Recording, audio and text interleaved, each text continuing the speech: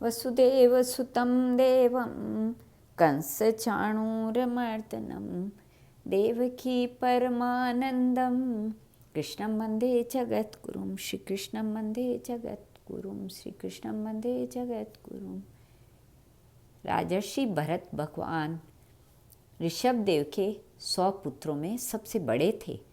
इनका विवाह विश्वरूप की पंचजनी नामक कन्या से हुआ। इससे इन्होंने 5 पुत्र उत्पन्न किए। अजनाब खंड के नाम से पहले प्रसिद्धि यह है। भारतवर्ष इन्हीं के नाम पर भरतखंड अथवा भारतवर्ष कहलाया। ये सब शास्त्रों के मर्मज्ञ, अपने पिता के समान धर्मपूर्वक प्रजा का पालन करने वाले तथा भगवान के भक्त थे। इन्होंने भगवान की प्रसन्नता के लिए अनेक यज्ञ किए और उसके फल को यज्ञ भोक्ता भगवान को समर्पित कर दिया। इस प्रकार भक्ति योग का आचरण करते हुए इन्होंने हजारों वर्ष व्यतीत किए।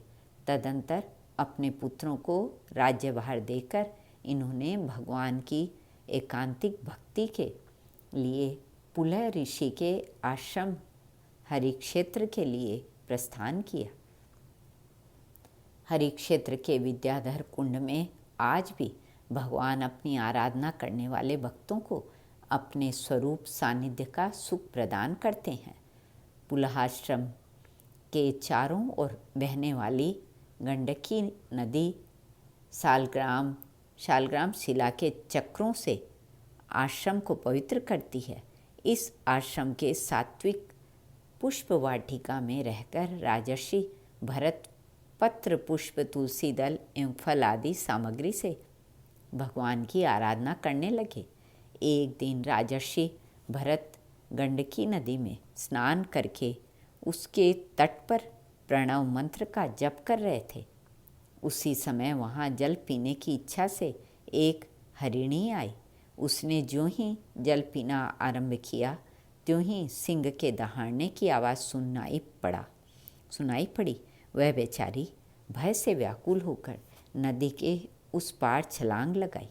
उसी समय उसका बच्चा उसके गर्भाशय से बाहर निकल गया और नदी के प्रवाह में गिर पड़ा। हरिणी ने भी एक गुफा में जाकर अपने प्राण त्याग दिए।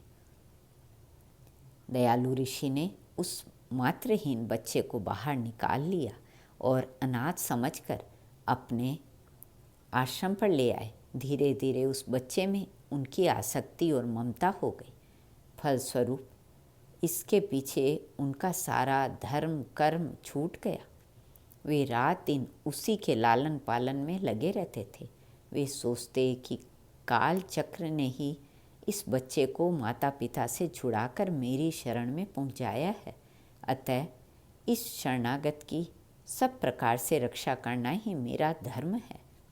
एक दिन वह मृग शावक खेलता खेलता आश्रम से बहुत दूर निकल गया और फिर लौटकर नहीं आया। राजर्षि भरत उसके वियोग में व्याकुल हो गए और उसे याद करके रोने लगे। इस प्रकार उनके प्रारब्ध ने ही हिरण का रूप धारण करके उन्हें योग मार्ग और भगवान की भक्ति से विरत कर दिया। अन्यथा सर्वस्व त्यागी राजर्षि भरत की हिरण में आसक्ति कैसे होती। एक दिन उस हिरण की चिंता में ही उनका अंतकाल उपस्थित हो गया। मृग शावक का ध्यान करते हुए प्राण त्याग करने के कारण उन्हें अगले जन्म में हिरण का शरीर प्राप्त हुआ, किंतु भगवान की आराधना के फल से उन्हें पूर्व जन्म की स्मृति बनी रही। अब वे पूर्ण रूप से सावधान थे। उन्होंने अपने हिरण परिवार को छोड़ दिया और पुलहाश्रम में मुनि की भांति विचरने लगे। मृत्यु काल आने पर उन्होंने हिरण का शरीर त्याग दिया और तीसरे जन्म में ब्राह्मण के यहाँ जन्म लिया। वहाँ उनका नाम जड़ भरत हुआ तथा उसी शरीर से उन्हें मुक्ति प्राप्त हुई। श्री कृष्ण अर्पणमस्तु।